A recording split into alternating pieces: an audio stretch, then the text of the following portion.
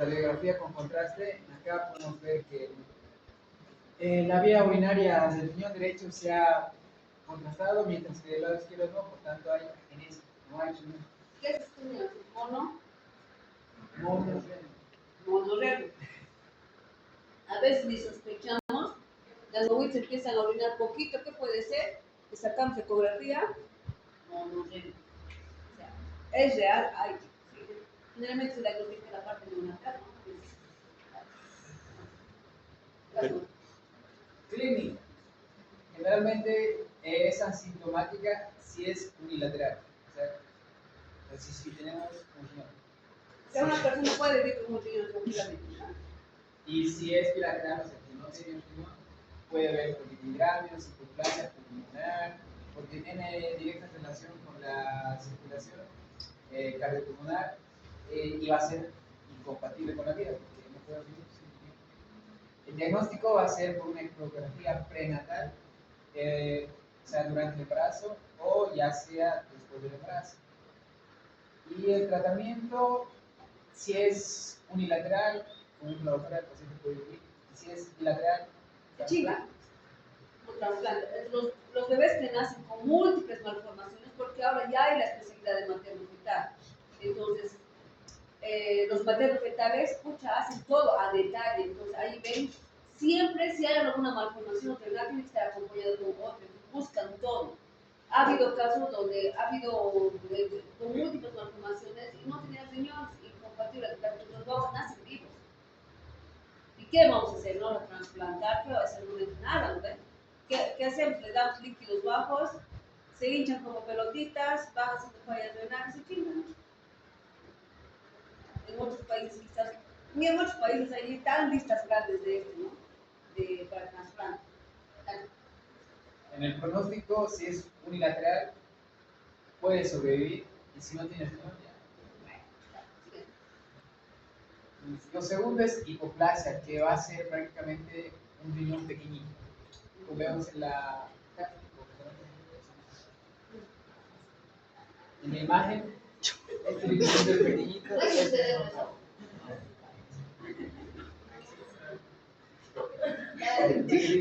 ya. Y esto también, como va a ser un riñón pequeñito, va a haber también una disminución de la cantidad de las neuronas, por tanto la función renal.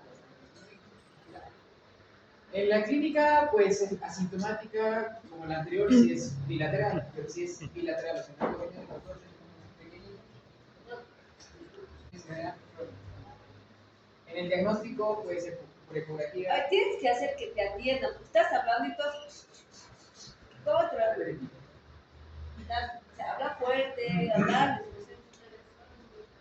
Que no te pierdas la vista. Convencer.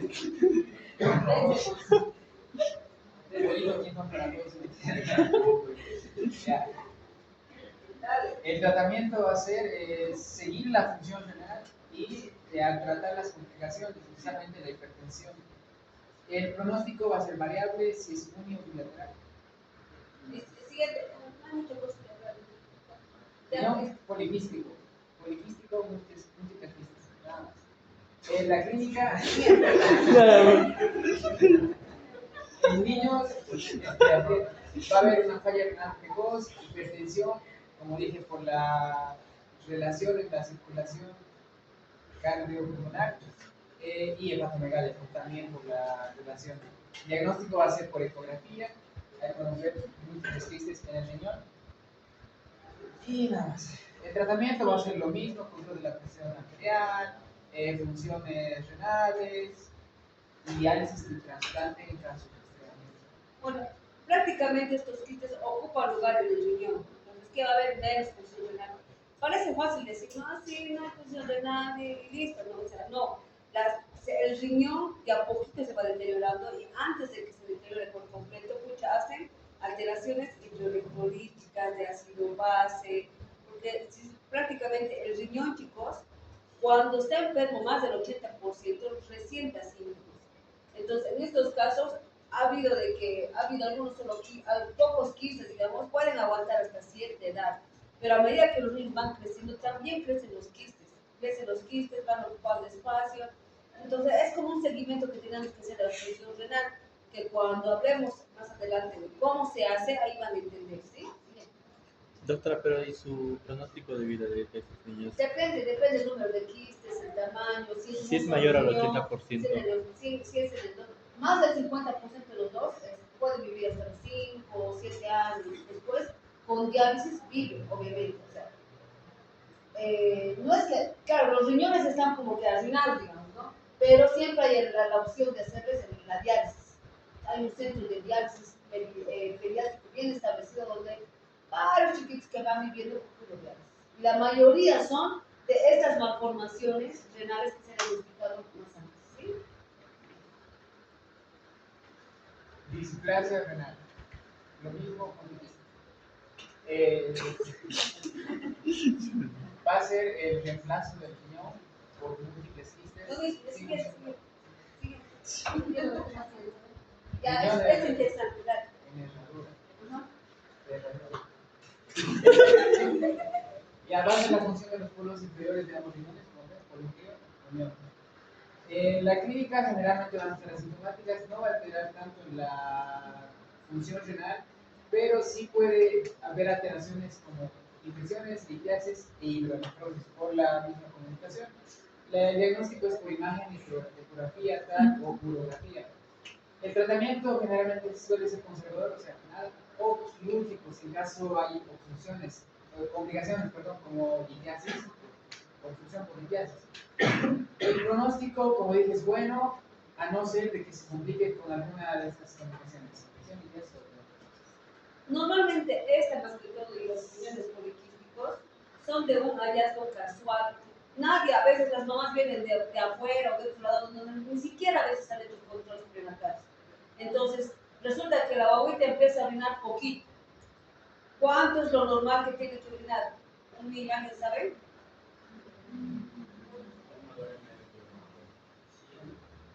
¿Mató? Ahí está, igual. Kilogramo. No es lo mismo kilogramo hora. ml hora. Está bien. A ver, todo eso vamos a hablar. ¿De cómo vamos a saber que una guapa orina poco? Tenemos que saber los valores, mínimamente. ¿Eh? Entonces, cuando nosotros estamos monitorizando una función renal de un niño o de un bebé, qué sé yo, hay que ver que esté dentro de lo normal la cantidad de orina que tiene que orinar. Si orina muy poquito, puede que esté pasando algo. Si se esté dermatizando, puede que esté pasando algo. Y a veces nos pasa eso. Entonces, a ver, eran ecografías. Hayan de todo, chicos. Zoológicos, señor. Riñones poliquísticos, agenesias, en herradura, de todo hay. Pero muchas veces no sospechamos desde el principio, sino tenemos que ver la función renal y cómo valoramos eso, viendo las regresiones y obviamente laboratorialmente, que vamos a practicar más adelante. Dale. Ectopia renal se refiere a que el riñón se encuentra en otro lugar. O sea, es una posición anómala, como podemos ver acá.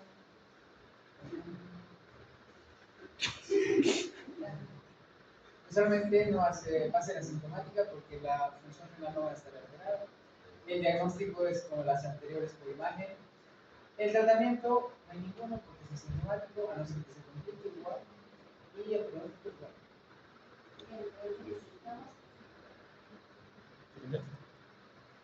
Duplicación y no duplica.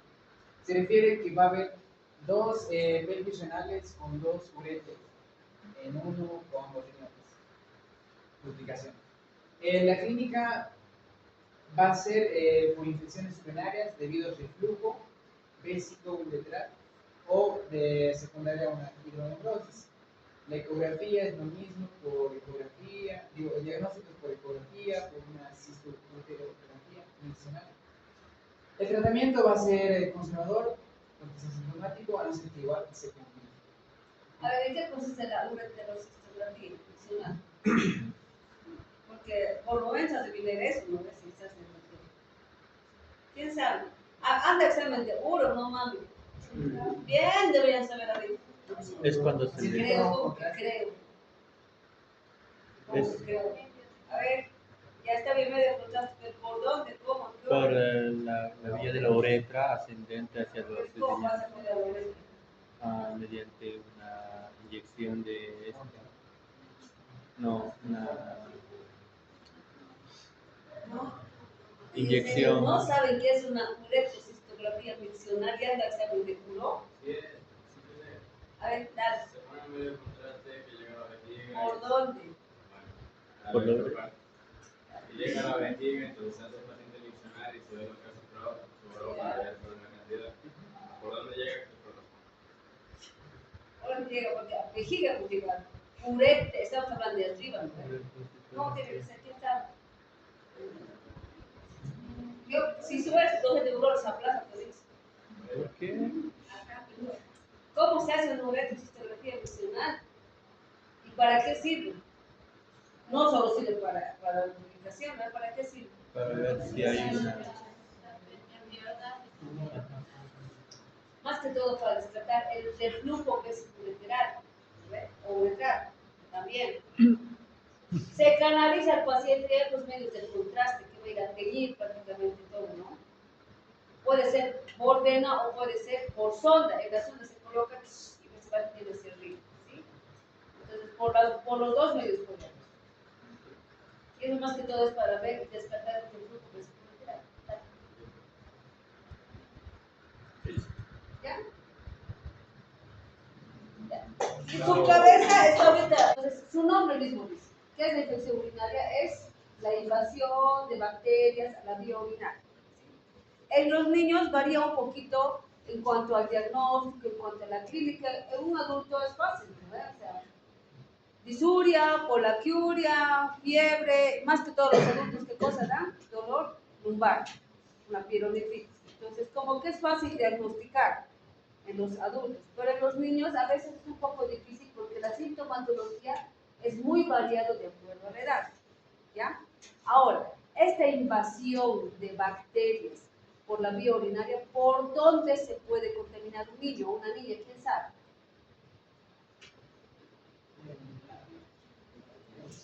Vamos a ir hablando por grupos etarios, neonatos, lactantes, escolares, preescolares, adolescentes. Un neonato o neonata, ¿de dónde puede tener una infección urinaria? De una mala higiene de la madre. Ya está ahí, pero ¿cómo le pasa a esa infección urinaria? Alza la mano quien quiere hablar. Ya, eso se llama por día. Vertical. Vertical, o sea, ¿qué quiere decir? Teóricamente el bebé está protegido con una membranita, ¿no ves? Saca un yodo. Cuando se rompe más antes, LP, me decimos, ruptura prematura de membranas, ¿verdad? O cuando la mamá realmente tiene una infección caballa, ya sea urinaria o vaginal, que atraviesa esta membrana, puede contaminar o infectar al niño, al bebé. En ese caso, no va a ir directo se va a hacer una infección generalizada, o sea, una sepsis. No va a ir, si me voy al germen directo solamente a la orina, no. Sino por eso hablamos de los neonatos de sepsis, porque es una infección generalizada. En este caso, por esa vía puede llegar una ITU a un niño, a un bebé. Por eso es que cuando nace un bebé y estamos sospechando que está infectado o con una infección de la mamá, le hacemos todos los cultivos. Hemocultivo, coprocultivo, urocultivo. ¿Para qué? Para ver si hay en alguno de los focos está la infección. ¿Se entiende? En algunos hospitales inclusive hacen secreción de gástrica, secreción anal, o sea, cultivo de la secreción de anillo les hacen, cultivo de secreción óptica, cultivo de secreción gástrica, o sea, de todo, punción lumbar, o sea, hay que buscar todos los datos. Puede que alguno de ellos les dé positivo, que tal vez se les da justo el urocultivo positivo, entonces el foco ahí. Decimos tiene una infección urinaria o una sepsis a foco urinario, decimos. Para eso tiene que tener, ¿qué cosa? Un urocultivo positivo. ¿Cómo puede llegar en un lactante? Para empezar, ¿a qué se llama lactante? Tú, el del sitio de fondo. Uno que lacta. Quería decir algo, pero no voy a decir nada. ¿Qué es un lactante? Fuerte y rápido, vamos a perder tiempo, si no toda la clase seguida vamos a estar. Naranjas, ¿tú? El de gorrito. Ay, no mames, no, en serio, no. ¿No saben qué es un lactante? Un lactante menor, lactante mayor, lactante menor de un año de los 6 meses a la. O sea, un niño de 3 meses no es lactante. Neonato es hasta 28 días o un mes. A partir del mes hasta el año, lactante menor. Y de un año a los 2 años, lactante mayor. Lactante, que es una guagua que lacta, pues que chupa teta, leche, qué sé yo, y listo. Entonces, ¿de dónde puede venir una infección urinaria en un lactante, ya sea menor o mayor? ¿Quién sabe?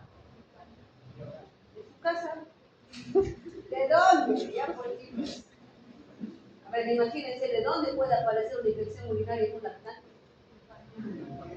¿Qué? Ya está fuerte, pues sí. Generalmente, ¿de qué? O sea, no el pañal, sino es que muchas de las mamás hacen pipí y todas las horas posibles es un foco de contaminación el hecho que esté la humedad del pipí ahí. ¿Sí? Otro, que tiene que ver con el pañal también. ¿Ah? Exacto. Normalmente los lactantes hacen, los que toman más que todo pecho, hacen caquita más agualosa. Entonces, está ahícito, la uretra, está la vía vaginal y extra. Todo puede contaminarse. Entonces, por mala higiene también. Otra.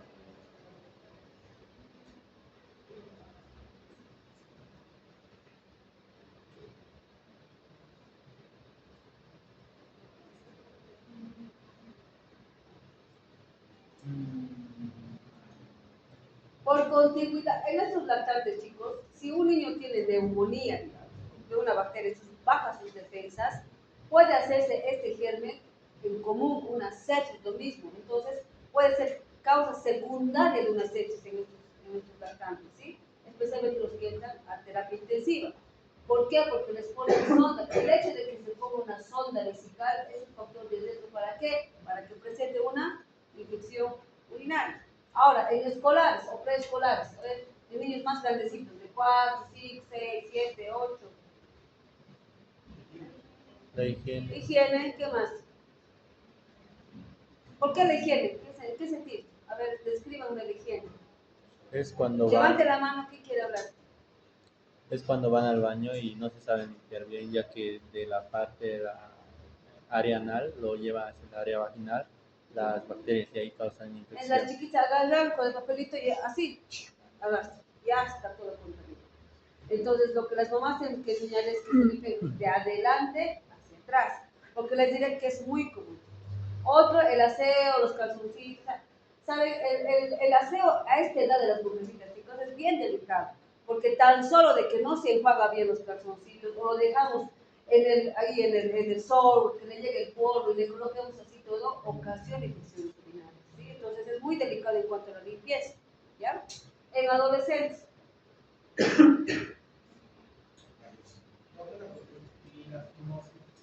También. Buen punto, iba por la respuesta, pero buen punto. Es un factor de riesgo la fimosis. ¿Quién sabe qué es fimosis? Levanta su mano.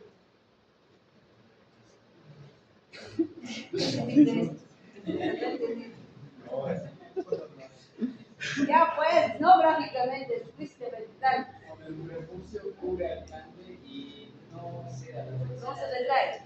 No se retrae. Entonces, prácticamente cuando el prepucio está cubierto de piel, ¿ya? Normalmente a los 4 o 5 años tendría que remangarse, en otras palabras. Pero ustedes intentan y nada. Entonces, como está estrecho, alrededor puede acumularse gérmenes y ocasionar infecciones urinarias continuas. ¿Sí?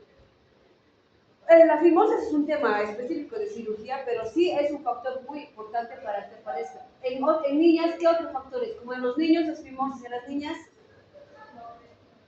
el estreñimiento, chicos. Niños con estreñimiento, factor de riesgo para que tengan. ¿Sí? Y en los adolescentes, ahora que está de moda, porque les diré que vienen a tener chiquitos de 12 años, 13 años, bebés a la maternidad. Inicio de las relaciones sexuales. Obviamente que también el aseo, ¿no? Este último, una chiquita de 13 años tenía su bebé, ahí estaba dejar ahí. ¿Qué? Como si nada. Es una chiquita de 15 años, una cesárea particular, fue su segundo bebé. 15 años, pero tú le ves por cierto, o sea, la bota, no sé. Yo creo que mucho por la genética, ¿no? Ya, estamos hablando de otra cosa. Entonces, todos esos factores, chicos, puede haber de que predisponga a una infección urinaria a un niño, ¿sí? Ahora, etiología. E. coli. Más del 75%, ¿cuál va a ser? La E. coli. El resto va a ser generalmente en niños que están hospitalizados, que pueden ser gérmenes intrahospitalarios. ¿Cuáles pueden ser? Klebsiella, Pseudomonas, Enterovac, bien. ¿Qué te llamas? Creo que tú has sacado buena nota, ¿no? Bueno, E. coli, ¿sí? Entonces, la mayoría de los cultivos que ustedes toman, E. coli, E. coli, E. coli, ¿sí? Pero estas E. coli no es la misma E. coli para todos. Son diferentes cepas y de diferente sensibilidad, ¿sí? Entonces, muchos de ellos son resistentes a algún medicamento o sensibles a otros medicamentos de acuerdo al paciente, ¿ya? ¿Qué más sigue? Cuadro clínico. ¿Quién sabe?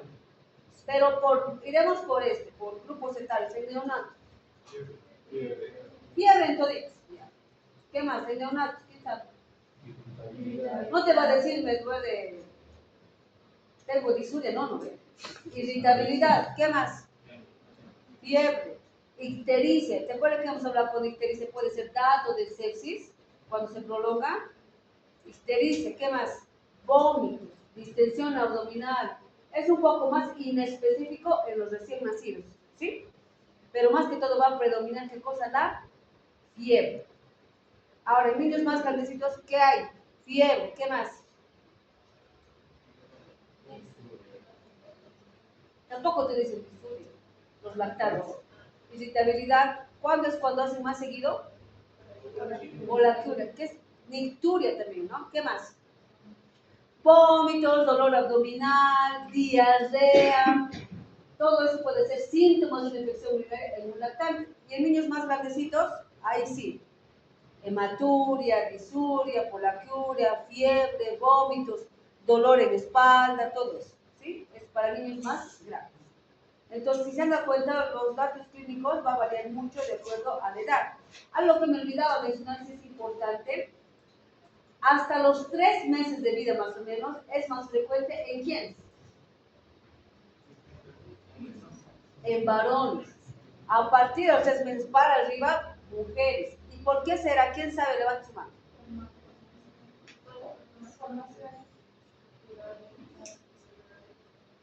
Algo así. ¿Qué? Por la anatomía de la uretra. ¿Sí? ¿Cómo es la uretra de los varones? Recorre más recorrido, ¿no? En cambio de las chicas es más corto. Al ser más corto y estar en presencia de cerca de la parte vaginal, porque les diré que muchos gérmenes se contaminan de la parte vaginal a la urinaria y la urinaria a la vaginal. Y en niños es más porque está ahícito lo del anal. ¿Sí? Ya, ¿se entiende? Cuadro clínico es el diagnóstico.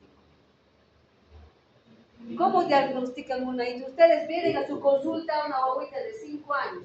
Doctora, dice que le duele al orinar, le arde, le escuece, está con fiebre más. Usted dice, pucha, la infección urinaria, ¿ahora qué le voy a pedir? Y levante su mano, ¿quién quiere hablar? Tú, dale.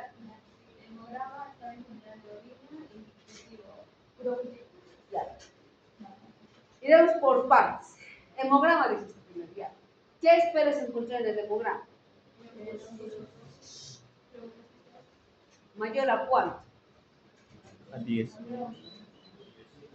En adultos mayor a 10.000 ya no se están, ¿ves? 10.000 en neonatos es normal. 10.000 en lactantes es normal, pero ya en escolar ya un poquito ya está elevado, en adolescentes ya está elevado. Entonces, leucocitosis con desviación a la izquierda, la clásica, ¿lo ves? Segmentados elevados, lactantes de la fase aguda elevados. En ese caso, ¿qué lactantes de la fase aguda conoce? PCR, BES, fibrinógeno, procalcitonina, todo. Ustedes ven y dicen, ah, sí, más la fiebre y todo. O sea, tiene que coincidir el pico.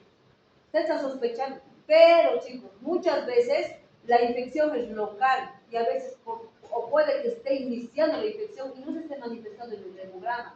No significa que tenga que tener sí o sí un hemograma infeccioso para que tenga ahí, basta con su ego o lo positivo. Ahora, ¿qué tienen que ver en el examen de orina? Levanten su mano. ¿Qué más? Por orden. ¿Alguna vez han debido ver un examen de orina? ¿O no? ¿Han visto alguna vez? ¿Cómo se reporta? Yo creo que eso es importante. Yo voy a traer la siguiente clase para que ustedes vean qué parámetros tenemos. En general, chicos, lo primero hay que ver los leucocitos. Los leucocitos te reflejan que son células que pueden hacer infección bacteriana. ¿Cuánto es lo normal en un niño o en una niña? Porque de leucocitos tiene que haber. Hasta 5 por campo, ¿en quién? En niños. Y en niños, no, perdón, en niños. Y en mujercitas, 10. hasta 10 por campo. Entonces, si el examen de orina dice leucocitos abundantes, ¿qué quiere decir? Que hay full bacterias, pero no te está diciendo realmente son bacterias infecciosas, por ahí es contaminado. Depende a cómo tomamos la muestra. ¿Ven? Ya. Leucocitos, ¿qué más? Nitritos. Los nitritos, chicos, es una presencia de los nitritos, es realmente patognomónico del maíz. Si hay nitritos, lo más seguro es que sí sea una infección urinaria confirmada. ¿Qué más? Bacterias va a haber, aunque no haya infección urinaria, hay bacterias. ¿Qué más? Dos cosas más importantes. Eritrocitos. Tiene que haber eritrocitos. ¿Sí? Y otro, biocitos. Así les reporta. Por eso mejor traeremos un examen de orina. Ustedes van a ver qué cosas. ¿Sí? Dice 0 por campo, tanto por campo, tanto. Uno normal y uno muy sugerente de infección urinaria. ¿Sí? Vamos a hacer eso al final yo creo.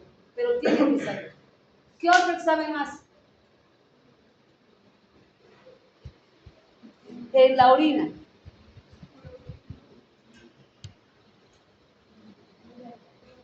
El sedimento urinario. ¿Qué se reporta ahí? ¿Alguien sabe? En el sedimento urinario, chicos, realmente ven qué tipo de células hay en la orina. Más que todo sirve para ver si hay daño renal, porque si están bajando a la de la orina células descamativas, hay varias células, entonces puede que esté dándose un daño renal. Para eso más que todo. Pero también se pide por infección urinaria porque te reporta ahí segmentados, eritrocitos, todo eso. ¿Sí? Listo. ¿El otro examen cuál es? Estaban totalmente heridos, ¿no? Sí. Están cansados. Su mente sigue en su examen, parece. ¿Qué hemos dicho? El urocultivo. ¿Ya cuántas maneras de tomar urocultivo hay? Levanten la mano. No levanten, yo voy a contar tú primero. Bueno, escuchen todo. ¿Cuál?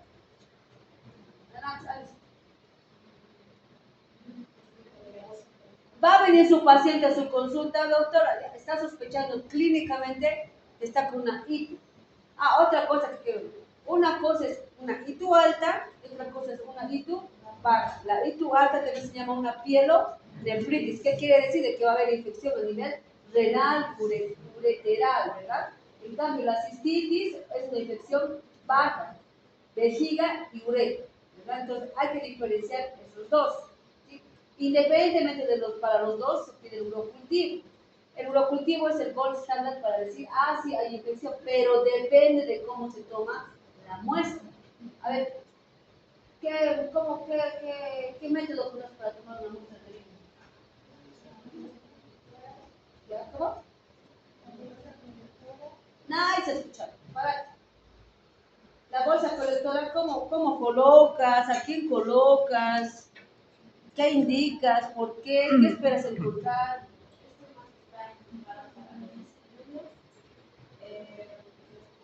¿Cuál niños? ¿Niños de 10 años?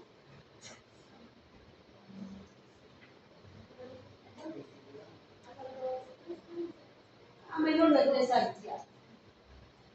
Eso es en niños hasta 3 años. Y en niños mayores a 3 años, ¿cómo tomas?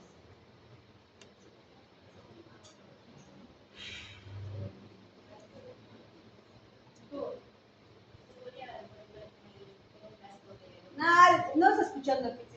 Nada está escuchando. Eso, a chorro medio. Eso es lo que hacemos los adultos, ¿no ve? Hacemos la primera parte, en la segunda parte tomamos y la tercera chorro. Entonces, eso se hace a chorro medio. En los niños hasta 3 años, 2 años y medio, donde no pueden ir solitos al baño, se coloca una bolsita colectora, chicos, una bolsita que se pega a nivel, ya sea alrededor, ¿no? De la oreja del niño o de la niña. Ahora, ¿cuándo es positivo un examen de orina cuando se toma con este método? Cuando hay que... ¿Está bien?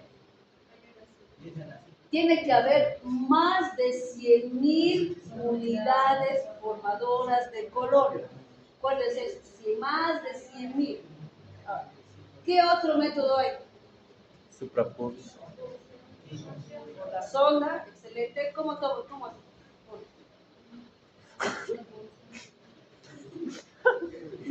Ya, el otro método, chicos, que es un poquito más confiable, ¿cuál es? La sonda, con todas las medidas estériles, ¿verdad? ¿Cuántas unidades formadoras tiene que haber para eso? De 10.000 a 50.000. Si hay más de eso, ya. ¿Y la otra cuál es? La punción suprapúbica. Fácil es mencionar, pero les diré que no difícil, pero es medio complicadito hacer. Haces la punción suprapúbica y ¿cuánto tiene que ser mayor? Cualquier. Si te sale una unidad es positivo. ¿Están entendiendo, no es lo que estoy diciendo? Esos 3 métodos. ¿Ya? Ahora, para colocar, chicos, una sonda en los varones es fácil. Pero a ver, pongan una chica, especialmente neonata. Ha habido casos donde realmente es difícil diferenciar el color. No, es fregado. Pero los que ya, digamos, tenemos práctica, es fácil, pero para los que no, es difícil colocar una sonda, especialmente en niñas, en menores de 2 años. ¿Sí? ¿Se ha entendido eso? Lo que se debe pedir en una I. ¿Ya? Ahora, ¿por qué es importante? No, hay otros estudios, obviamente. La ecografía renal de vías urinarias, una uretrocisterografía, una gamografía, pero ¿en qué casos se pide eso?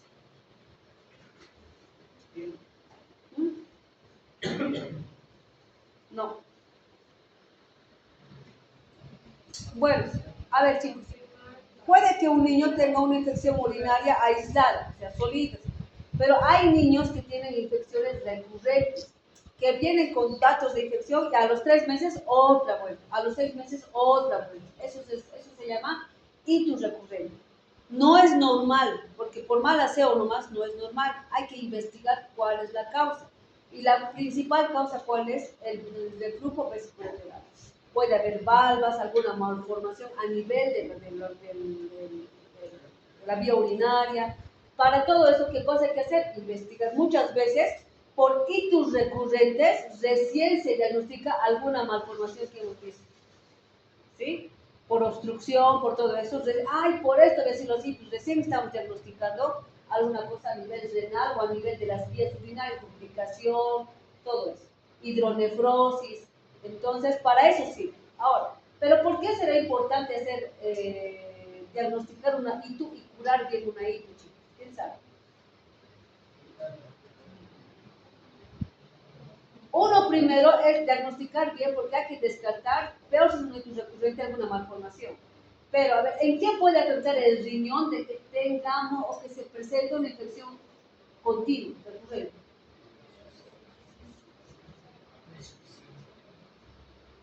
Claro, puede llegar a una insuficiencia renal, pero ¿por qué? ¿Por qué, chicos? Porque cuando hay una infección urinaria y, digamos, ha afectado al riñón, hay una pielonefritis, no es que se curó y ya queda como una cicatriz a nivel del resto. porque hay un proceso inflamatorio, ¿verdad? Infeccioso. Pese a que se cura, puede quedar como cicatriz. ¿Qué va a pasar? Va a deteriorar la función renal. Lo primero que se va a hacer es hipertensión arterial, proteinuria, albuminuria, o sea, prácticamente va a afectar la función renal.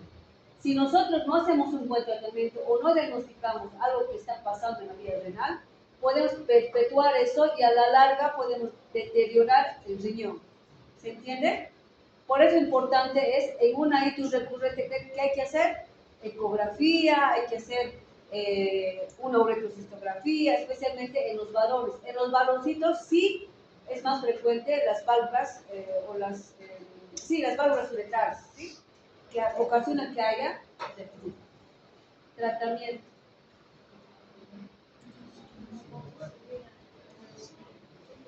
Tratamiento.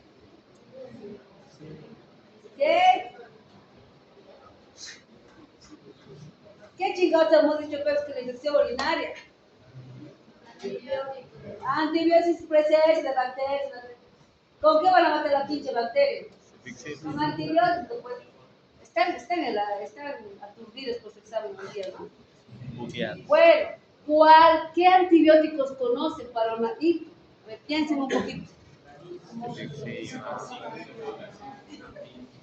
Ceftriaxona.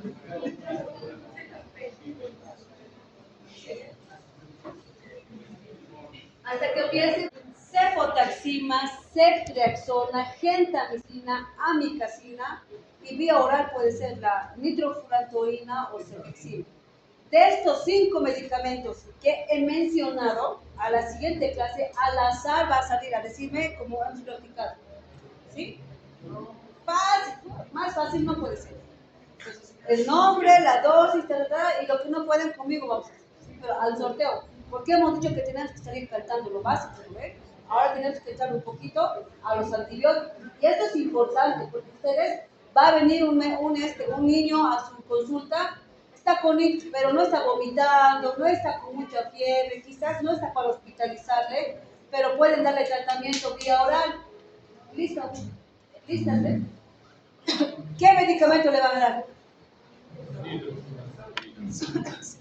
¿Cómo van a calcular?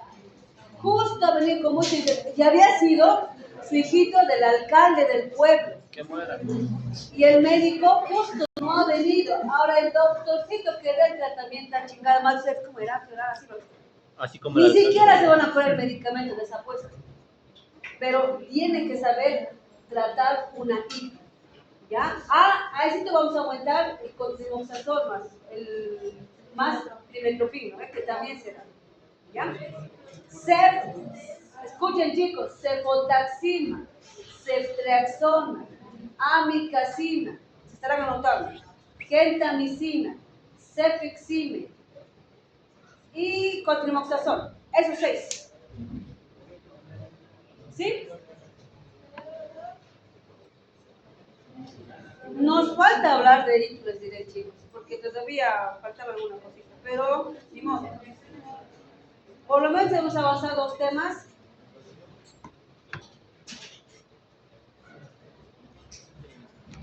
¿Ya qué pasa? Bueno, como ya teóricamente tendría que haber preparado todos los temas, a la siguiente vamos a ir completando. ¿Ya? A la siguiente vamos a tratar de correr un poco más, chicos, para acabar.